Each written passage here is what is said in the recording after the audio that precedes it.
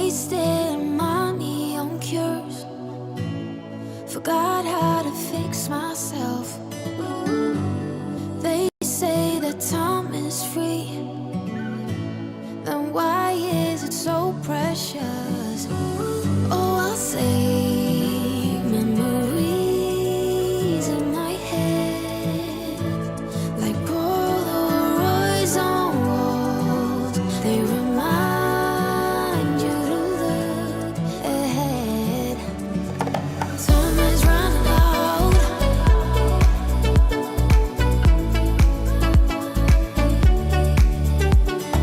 Time is running out.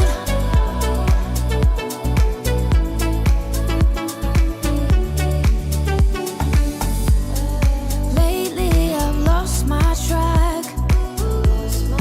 I've sailed the deepest seas, hoping to find something to bring back better times.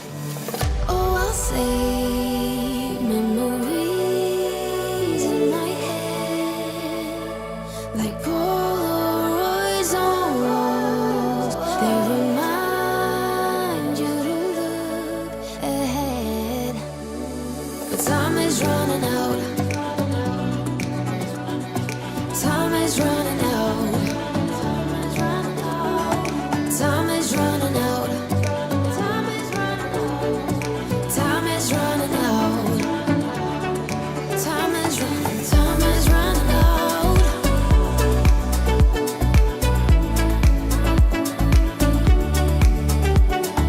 Time is running out.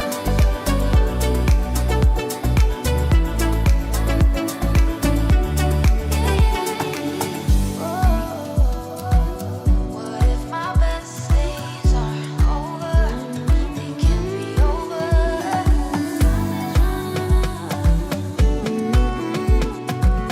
They can't be over now.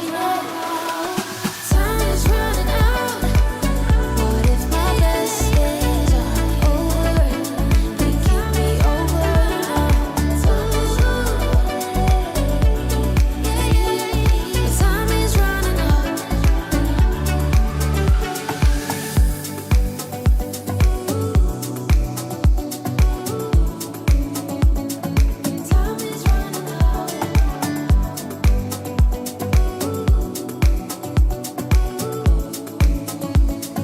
Time is running out.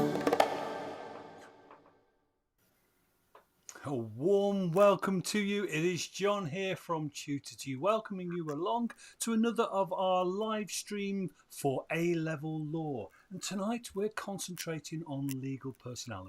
Like I said, big warm welcome to you if you've joined us live, and also a big warm welcome to you if you're watching this in replay, which we know many hundreds, if not thousands of people are doing so. If you are live though, we're going to deliver some really quick revision activities on legal personnel, and if you want to join in using the chat window, we would love to see your responses. So if you've not been to one of these before, what's going to happen? I'm going to introduce my presenters in a few moments time, but they're going to deliver 6 really quick fast-paced revision activities, and we'll go through the questions and the answers, obviously. And at the end of it, when the live stream's over and done with, you can always download the PowerPoint that we are using. And of course, watch this all over again if you want to, as it's being recorded. So I will introduce the speakers now. So I've got Liz on the left-hand side of the screen and Emily on the right-hand side. Good evening to you both.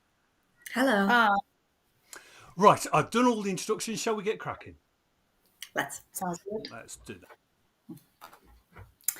Okay, so the first of the 6 activities that we've got tonight, looking at the topic of legal personnel, is altered vowels. So we're going to show you some key terms and phrases associated with legal personnel, but the vowels have been changed, and you've got to work out what the legal phrase is. So this is the first one. Can you work out with the vowels altered what this is? I'd recommend you popping in the chat what you think it is, so we can see how people are doing and what they think, and then we shall reveal and show you what the answer is. So hopefully you have been able to identify that is a barrister. So there are 3 types of legal personnel that you have to know for the A-level law exams, and a barrister is one of them. So I won't reveal what the other ones are because they might be the future, the ones coming up. So if we move on to the next one. So this is the next phrase, the next key term associated with legal personnel. So feel free to pop in the chat what you think that might be. And yeah, any ideas? This is a bit of a trickier one. So this isn't to do with the type of legal personnel, but the regulation of it.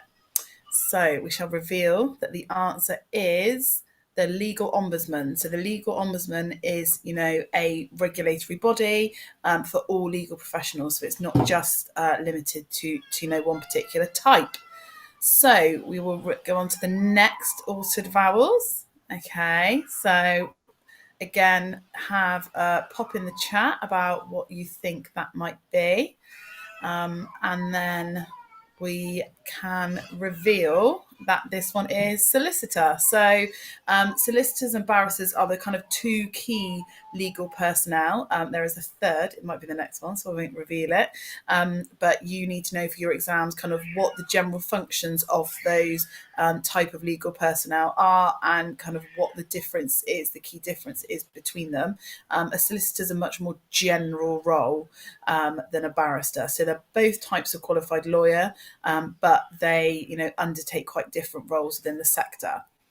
So we'll move on to the next one. Okay, so this relates to what the roles, aspects of the roles. So I'll just give you a few seconds to see if you can look at those vowels and decipher them as to what you think they might be. And we can reveal that the answer is rights of advocacy. So rights of advocacy refers to, the right to advocate on behalf of people in court. So the right to represent people in court. And that is, advocacy is the primary role of a barrister. Solicitor does have some rights of advocacy, but they're a little bit more limited. And that's kind of the key difference between those professionals, is that, barristers are predominantly advocating, whereas a solicitor's role is a lot more general. Okay, so we shall move on to the next one. And yeah, you can have a little look at the vowels and identify what you think it is. As a bit of a clue, this is the 3rd type of legal. I've just said the answer. Sorry, the 3rd type of personnel. I do this all the time. I give this, the answers away to my students. So I told you the first word, if you just caught it. But yeah, we can reveal that the answer is legal executive. Yep. So the 3 key types of legal personnel which we have got are solicitors, barristers, and legal executives. The judiciary judges also, work and operate within the legal sector, but typically on the specifications for A-level, they're kind of a separate topic. So a legal executive is a role kind of similar to a solicitor. So that is our first activity. Okay, so our next activity is our 30-second challenge. So you will have 30 seconds to answer the question on screen. And do pop your answers in the chat so we can see what you're thinking. So we will start that for you now.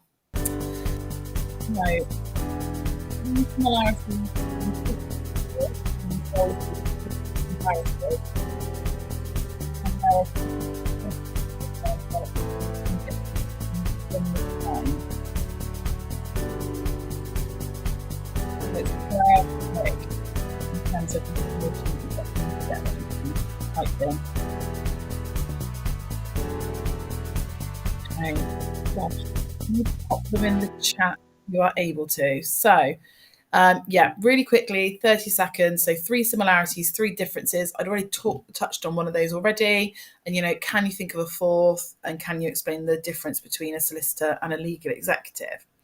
So we'll move on to the next slide, kind of showing you the answers, which instantly came to mind. So, solicitors and barristers are both legally qualified professionals. They both have the right to advise clients, and they both do have rights of audience. And rights of audience means it's kind of the same meaning as rights of advocacy. It means the right to represent people in that court, although that is a difference. So barristers have got complete rights of advocacy, whereas they are more limited for solicitors. And they're both regulated professionals. They both have regulatory bodies, that establish kind of codes of conduct and expectations, etc., within those areas. So a key difference between a solicitor and a barrister is the method of the employment. So solicitors tend to be employed by law firms or in-house legal teams in other organisations, whereas barristers are predominantly self-employed. So they typically work out of chambers, they're self-employed. And that role focus is different because barristers are primarily in court advocating or preparing for that advocacy, whereas a solicitor is a much broader role. They'll tend to be office-based. They can go to court, but they'll be advising clients, drafting documents, reviewing documents, undertaking negotiations, etc. And also it's the professional dress. So barristers, when they're in court, will typically have the wigs and the gowns and that professional court attire. So hopefully you managed to identify a few of them.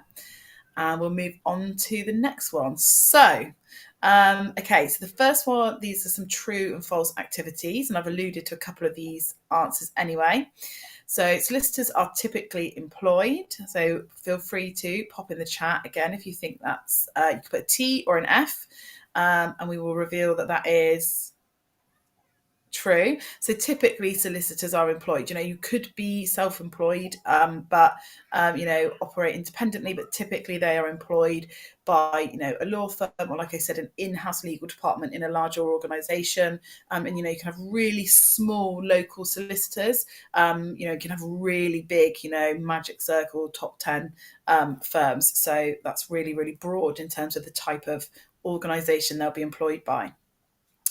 The next one, so solicitors and barristers work closely together when preparing a case for court. So again, pop a T or an F as to what you think in the chat.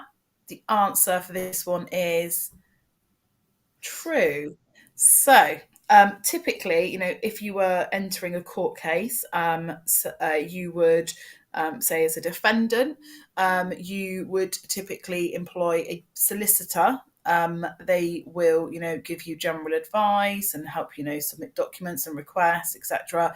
And they will work alongside a barrister, and the barrister will do the advocacy, particularly if it was a Crown Court trial, you would have a barrister. They would do the advocating in court, and they would work really, really closely with the solicitor. The client, the defendant, will work more closely with the solicitor, and then the solicitor and the barrister will tend to work together. Although there is actually, an option now where you can directly go to a barrister, but it's in more limited circumstances. So we'll move on to the next one. So solicitors tend to just practice in one area of law, and we can reveal that is false. So typically barristers will tend to practice in one area of law. There'll be really specialist advocates in that area, and if they are particularly specialist, they will be they will focus and work in just one really small area. So for example, criminal law, absolutely huge. You might have a barrister that just deals with a particular type of criminal offence, a particular category or area of law, whereas solicitors, it's a bit broader. So your kind of local solicitor will practice in maybe 3 or 4 different areas, so it's a bit broader. Okay, if we move on to the next. So legal executives, we haven't spoken much about them yet. So legal executives have automatic rights of audience. And the answer to that one is false. So legal executives are a form of, qualified legal personnel, and that their role is really similar to a solicitor. They'll be office-based, they'll be employed, they will liaise and advise clients and, complete legal documents, etc. But they will typically operate in one area. They'll take on more straightforward matters. They won't tend to advocate in court, but they can do, if they undertake the relevant qualifications, etc. But yeah, they don't have automatic rights of audience. It is only barristers that have that. So move on. I think this is the last true or false, and then we will move on to Emily for the next activities. So you do not need a law degree to become a legal professional, and the answer to that is true. So this is a really common misconception that you have to do a law degree if you want to be a lawyer. We actually have within the kind of organisation and qualifications for lawyers that you can do a degree in a different subject and then do a conversion. So you could do a 1-year conversion course, and lots of people will go off and do degrees in maybe like finance, business, economics, even history, and then complete that 1-year conversion. So just because you maybe decide when you're doing a degree in a different subject, oh, I wish I'd done law, doesn't mean that you can't practice within that area. Doesn't mean you couldn't go down the legal executive route. Okay, so we shall move on to the next activity with Emily. Hi, everyone. Okay, the next activity is called the Big Reveal. If you've done any activities with Tutor to You before, you've probably heard about this, but just in case it's brand new to you, the aim is to guess the answer before all 5 clues are revealed. So let's move on. We're going to reveal clue number 1, and as soon as you think you've got the answer, please do pop your answer in the chat. So clue number 1 is this is a type of legal personnel. Now, this is not going to reduce your answers too much, so we'll move on to clue number 2. So this type of legal personnel interacts a lot with clients, so that might help to narrow it down for you. Again, as soon as you think you know the answer, pop your answer in the chat. Let's move on to clue number 3. This should narrow it down considerably for you. This type of legal personnel typically works in an office-based setting, so they're working directly with clients. They will meet those clients within, thanks Will for that suggested answer, they do tend to work directly with clients, and they'll meet those clients in their offices. So these are not necessarily working directly in courts in terms of the main focus of their job, I would say, although they can do advocacy. Let's move on to clue number 4. They also typically work across multiple legal sectors. You might have picked this up based on what Liz mentioned earlier. So there's one type of legal personnel who concentrates on very specific forms of or areas of law. For example, they might focus on criminal law or family law, for example. This type of legal personnel, however, tends to work across sectors such as they might do a bit of conveyancing, family law, even criminal law. Okay, we've got a few people with the answer now. Okay, let's move on to the 5th and final clue. Well done. This legal personnel also has limited rights of audience, which means that they can do advocacy work within the courts, but they have limited rights, meaning that they're not able to work in the higher courts, the superior courts, such as the Supreme Court, the Court of Appeal, for example. Well done, everyone who's answered in the chat. We've got a few people getting that correct, so let's reveal the answer. Well done if you said solicitor. Congratulations. Let's move on to the next activity. Okay. Again, if you've joined us for a Tutor to You live stream previously, you'll know all about 4, 3, 2, 1. You have 2 minutes. You need to think of 4 courts that barristers have the right of advocacy in, 3 types of legal personnel. That is a very easy one. Please feel free to start with that one if you find that the easiest. Next, 2 regulatory boards. There are 3 regulatory boards, but we're only asking for 2. And then finally, the function of the legal ombudsman. So we are going to start the 2-minute timer. Please type your answers in the chat through. 5, 4, 3, 2, 1.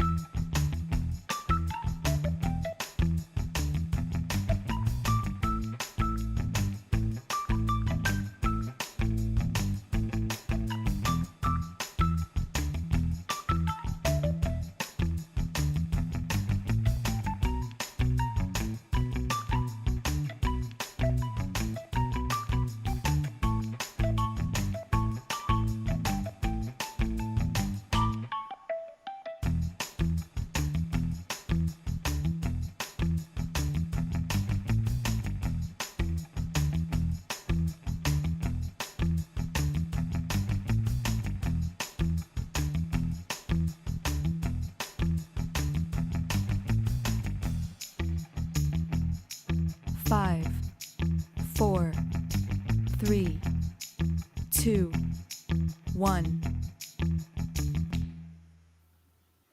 Okay, let's get some answers in the chat. We're going to start with 4 courts that barristers have the right of advocacy in. Okay, so we've got the Supreme Court. Below that, we have the Court of Appeal. There are 2 divisions that they can work in. Then we have the High Court and the Magistrates Court, although you could have had other answers. So, for example, if you wrote down the Crown Court, you'd be correct. So well done. Let's move on to number 3. The 3 types of legal personnel are, of course, barrister, solicitor, legal executive. Well done, Caden, for all of those answers. Fantastic. Well done for getting number 1 as well. Back to number 3. Barristers, solicitors, and legal executives are, yes, your 3 types of legal personnel. So well done if you got all of those correct. Number 2. So you have 3 regulatory bodies. The Solicitors Regulation Authority obviously regulates the work of solicitors, and they will also deal with complaints against solicitors if there's been any suggestion of misconduct. The Bar Standard Board effectively does the same thing, but for barristers. And there is one other, that's okay, and there is one other type of regulatory body, but I am not going to reveal that one yet because that's part of another activity. So let's move on to the final one. And well done if you said that the function of the legal ombudsman was to investigate complaints from consumers against legal professionals that they've been involved with. So that can include barristers, solicitors, or legal executives. If, for example, you've worked directly with a solicitor and you are not happy with the way that they've handled their case, and you've gone through their complaints procedure at their solicitor's branch, and you are not happy with the outcome, you can then further your complaint to their regulatory authority, but further to that, you can take your complaint to the legal ombudsman. Right, well done. Let's move on to the final activity, which is red herring. Red herring is basically just the odd one out. You are going to see 4 statements or 4 key terms, and you need to identify which one is the odd one out from A, B, C, or D, but you must justify your answer. So tell me which one is the odd one out and why. So our first one is solicitor, judge, barrister, or legal executive. Pop your answer in the chat and tell me whether you think the answer is A, B, C, or D. Which one of those is the odd one out? And remember to say why. Not going to say the answer just yet. I'm going to give people a few more seconds to answer. And remember to say why. So solicitor, judge, barrister, and legal executive. Which one of those is the odd one out? Okay, well done. Let's move on to the answer. Let's see if you're correct. Well done, yes. Everybody who popped their answer in the chat was correct. A judge is not a type of legal personnel. They are obviously involved in the legal profession, but solicitors, barristers, and legal executives are the 3 main types of legal personnel, although you will learn about judges within the topic as well. Moving on. A, B, C, or D again. Conveyancing, probate, human rights, or small claims. Okay, do we think the red herring, the odd one out, is A, B, C, or D? Which one is that red herring? Conveyancing, which is, if you're not sure, the legal side of buying and selling properties. So if you're buying a new house, for example, you would go to a solicitor to have conveyancing work done. Probate, human rights, and small claims are the other ones. Okay, a few people thinking it's human rights. Let's reveal the answer. Correct. Yes, the other 3 are all areas of work for a local solicitor. You don't tend to visit a local solicitor's branch to deal with claims involving human rights. You would tend to go with them to deal with things like conveyancing, probate, and small claims cases, but human rights cases will probably not get dealt with by your local solicitor's branch. Let's move on to number 3. Okay, this is the one that I mentioned earlier, and I said I wasn't going to say the answer to because it was going to come up in this activity. So again, A, B, C, or D, which one is the red herring, the odd one out? Is it the Chartered Institute of Legal Executives Regulation Board, the Solicitors Regulation Authority, the Bar Standards Board, or the Legal Ombudsman? Which one of those do you believe is the odd one out? And remember to state why.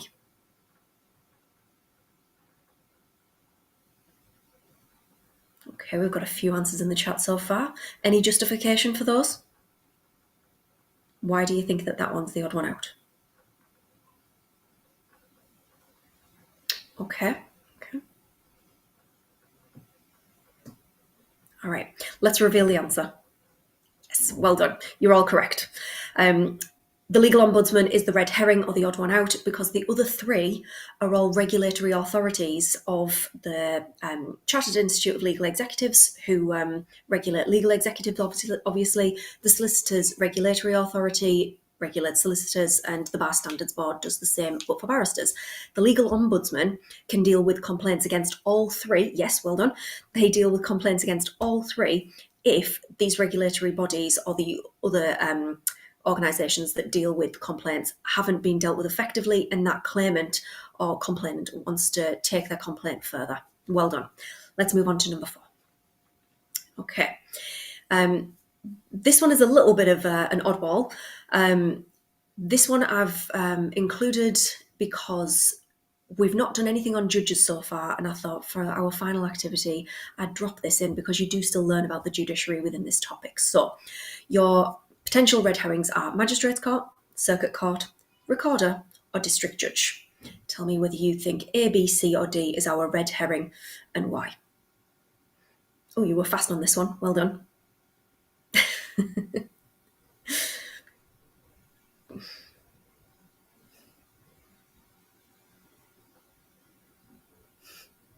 Okay, let's have the final answer. Well done to all of you who said High Court judge. The reason is because the other three are all inferior judges. So circuit judges, recorders, and district judges are all types of inferior judges as opposed to superior judges. They could also include justices who work in the Supreme Court or the Court of Appeal. Well done, everyone. Wonderful, wonderful stuff. Many thanks to those of you who have participated tonight and given us some of your thoughts and answers. Sometimes it's very easy, isn't it, to just type a letter or a one word, and then sometimes it's a little bit more difficult because you've got to type in a whole sentence. Thank you for everybody who took part. Massive thank you, of course, to both Liz and to Emily for delivering that tonight. I hope you found it really useful. We've got one more of these to go before the Christmas time. We're on again next Thursday at 6 o'clock again, so do join us then for our last one before Christmas.